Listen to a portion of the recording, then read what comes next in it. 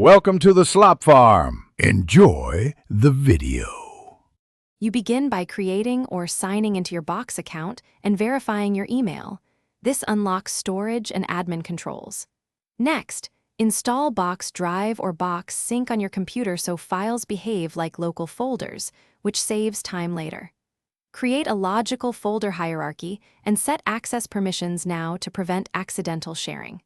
Once done, confirm storage limits and invite collaborators with appropriate roles so everyone can start adding files without permission friction. You now upload documents using the Web UI, Box Drive, or drag and drop from your desktop. Keep names consistent so search works. Once files are in Box, create shared links and choose the correct access level, open, company only, or people only, so you control exposure. Enable file versioning and use comments and tasks to assign follow-ups and capture context. Make sure to set expiration dates for public links and audit permissions periodically to maintain security as collaborators change. You finish by syncing critical folders and scheduling backups or connecting a third-party backup solution to prevent data loss.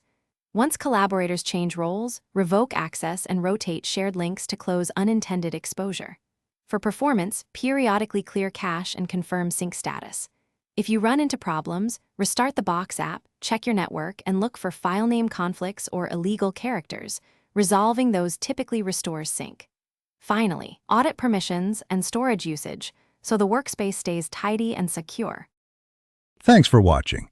Consider subscribing if we helped you today.